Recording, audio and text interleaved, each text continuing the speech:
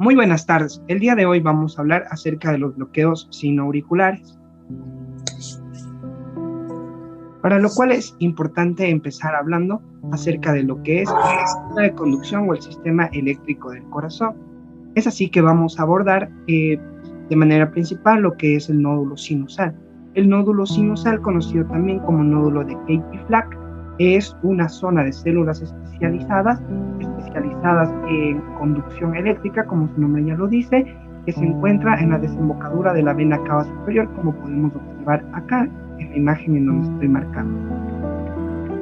Entonces es importante tener en cuenta que el nódulo sinusal es donde normalmente se produce o se origina el impulso eléctrico que da origen al latido cardíaco, por lo cual se lo denomina como marcapasos del corazón, ya que este nos va a dar el ritmo sinusal normal. Este tiene una morfología fusiforme y se encuentra ubicado en la pared posterolateral superior de la aurícula derecha, bajo la desembocadura de la vena cava superior, como ya lo indiqué. Un corazón normal se despolariza y por lo tanto se contrae por los estímulos dados del nódulo sinusal hacia las aurículas a través de las fibras internodales, que son las que podemos observar acá, donde encontramos el haz de Bachmann, encontramos el tracto internodal anterior, el tracto internodal mediano, el tracto internodal posterior, mismos que van a confluir en el nódulo aurículo-ventricular, donde va a existir un cierto retraso fisiológico de la conducción para posteriormente pasar hacia el haz de His y las fibras de Purkinje, que van a llevar la conducción o van a llevar el estímulo hacia el ventrículo, hacia la zona ventricular. Entonces es importante tener esto en cuenta para poder entender lo que son los bloqueos sinoauriculares. A continuación vamos a adentrarnos en sí a hablar ya de lo que son los bloqueos sinoauriculares. Previo a entrar en este tema, es importante saber diferenciar entre lo que es un bloqueo sinoauricular y lo que es una parada sinusal. Entonces, aquí debemos tener en cuenta dos términos importantes, lo que es el bloqueo sinusal y lo que es la parada sinusal, y saber diferenciarlos, ya que van a tener ciertas características diferentes en el electrocardiograma. En los bloqueos sinoauriculares, el nódulo sinusal sí va a generar el estímulo, sin embargo, este estímulo no se va a transmitir de manera completa hacia las aurículas, o se va a transmitir con cierto retraso, lo que conocemos como bloqueo, por lo cual no se generan ondas P, produciéndose una pausa entre estas dos ondas P. El nódulo sinusal, como conclusión, produce el estímulo, pero le cuesta ser difundido por las aurículas hasta el punto en el que alguno de los estímulos no es difundido, a diferencia de lo que ocurre en la parada sinusal, en la cual el estímulo no va a ser producido por el nódulo auriculoventricular, y al pasar esto, incluso el nódulo auriculoventricular puede tomar la función de marcapasos, reduciendo lo que es la frecuencia cardíaca normal que nos da el nódulo sinusal. Entonces aquí he traído dos electrocardiogramas que nos van a permitir notar las diferencias que existen entre estos dos términos. Es así que podemos ver que si los intervalos PP, que los voy a marcar a continuación, aquí tenemos un intervalo P y otro intervalo P. Acá tenemos el siguiente. Entonces, una vez que ya hemos determinado esto, es importante tener en cuenta que si estos van disminuyendo y la pausa es menor que la suma de los dos últimos, estamos hablando de un bloqueo sinoauricular. Entonces podemos ver que aquí ciertamente van disminuyendo hasta llegar a una pausa que nos va a determinar el bloqueo sinoauricular. A diferencia de la pausa sinusal, los intervalos PP previos a la pausa son similares, y la pausa en suma es menor que los dos últimos. Entonces, lo que trato de decir es que acá no va a haber una disminución de los intervalos PP, sino que estos se van a mantener constantes previos a la pausa o al paro sinusal. Entonces es así que debemos diferenciar tanto un bloqueo de una parada sinusal.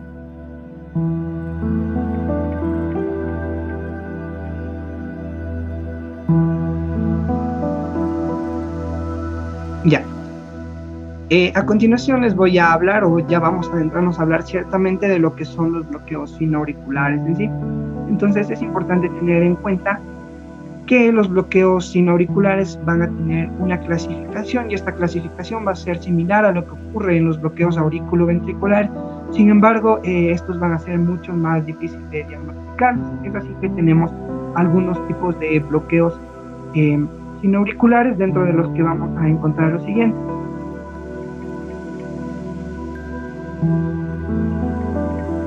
Regresale, por favor. Ya, encontramos dentro de los tipos de bloqueo sinauricular, encontramos los de primer grado, los de segundo grado, que a su vez se van a dividir en tipo 1 y tipo 2, siendo los de tipo 1 los que cumplen el fenómeno de Weckenbach, y los de tipo 2 también denominados tipo Movitz, y los de tercer grado.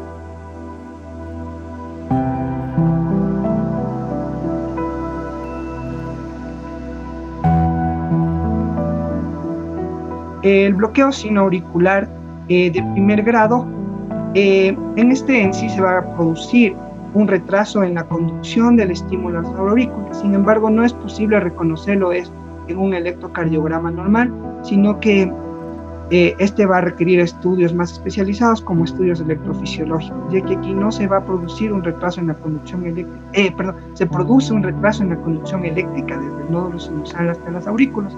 Habitualmente, como ya lo mencioné, no se registra en el electrocardiograma, o se registra una onda P ligeramente retrasada, pero que se considera normal. Tampoco produce en sí realmente una bradiarritmia, por lo cual no produce síntomas en los pacientes que la padecen.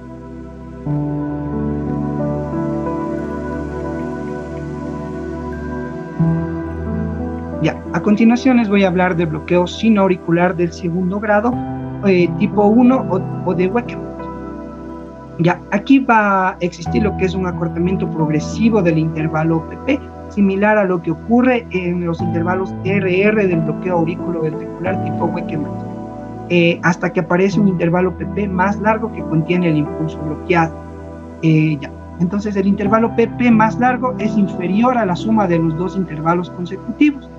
Como he traído aquí este electrocardiograma, aquí podemos observar cómo los intervalos PP van disminuyendo a medida que avanzan. Entonces podemos ir viendo que va disminuyendo. Aquí podemos observar incluso los voltajes, que disminuye de 1.52 segundos a 1.40 a 1.29 hasta llegar al estímulo o al siguiente intervalo, donde encontramos el bloqueo, que ya hasta que aparece el bloqueo. Entonces, este PP más largo, o este intervalo PP más largo, es inferior a la suma de dos intervalos consecutivos previos, cosa que sí se cumple. Como podemos ver aquí, este intervalo mide 2.45, a diferencia de los 2.69 que medirían los dos intervalos previos. También en este electrocardiograma podemos encontrar que los intervalos PP van disminuyendo de 1000 milisegundos a 840 milisegundos, a 800 milisegundos, hasta llegar a un valor de 1000 o 80 milisegundos, en donde se encuentra el estímulo bloqueado. Siguiente.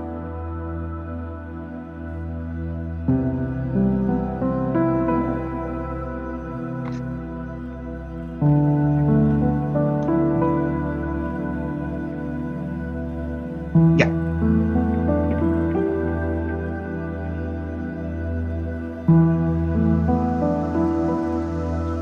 Aquí podemos observar otro electrocardiograma de bloqueo sinauricular de segundo grado de tipo Weckenbach. Entonces, ¿cuáles son las características más importantes en cuanto al electrocardiograma de este tipo de bloqueos? Es que hay un acortamiento progresivo del intervalo PP hasta el bloqueo sinauricular, como podemos observar aquí. Va disminuyendo hasta llegar hacia la parte del bloqueo. Ahora, en la parte del bloqueo, ¿qué es importante tener en cuenta? Que va a haber una ausencia de las ondas P, del complejo QRS y también de las ondas T, lo cual nos determina un bloqueo de segundo grado.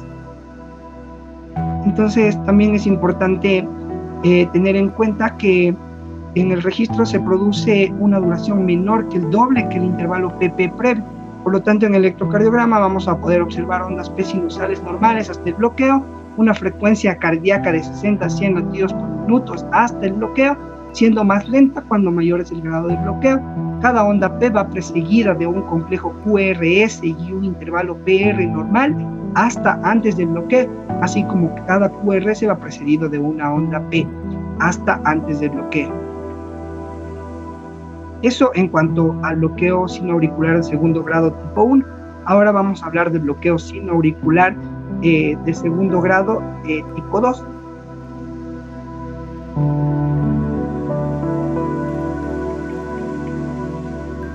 Ya, en cuanto al bloqueo sinoauricular de segundo grado tipo 2, también conocido como MOVIT, aquí se va a producir la repentina ausencia de una onda P y un complejo QRST entre ondas P normales.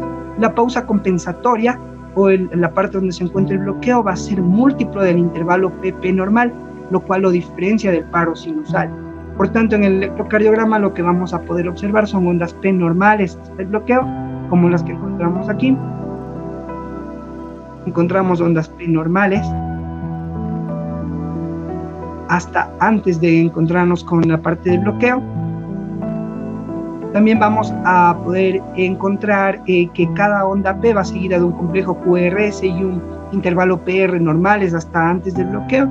Cada QRS va precedido de una onda P y lo que vamos a poder determinar también es que va a haber ausencia del complejo QRST en lo que es el bloqueo, como podemos observar aquí, en donde vemos la marcada ausencia. Ya.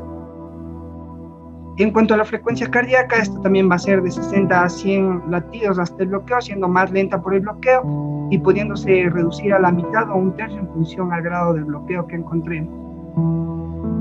Siguiente, por favor. Aquí encontramos otro electrocardiograma donde podemos encontrar un bloqueo sinoauricular de segundo grado tipo 2, caracterizado por la disminución de los intervalos PP hasta llegar hacia un bloqueo en el cual se caracteriza por una ausencia de complejo QRS y también la ausencia de ondas P, como podemos observar aquí.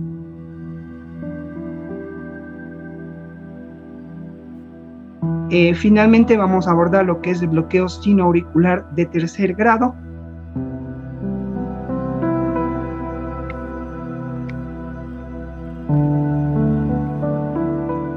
El bloqueo sinoauricular de tercer grado, que es el último de los bloqueos que vamos a abordar a continuación, se caracteriza por ser similar a lo que es un paro sinusal. Sin embargo, este va a encontrarse seguido de un latido de escape, el cual va a permitir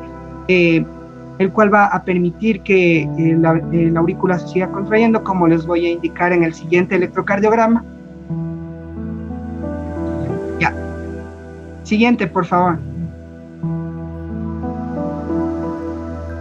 Ya. El impulso eléctrico sinusal no llega al tejido auricular, produciendo un registro de paro sinusal. Sin embargo, este va a ir precedido de lo que es un latido de escape, también llamado latido ectópico auricular, nodal, isquiano o ventricular.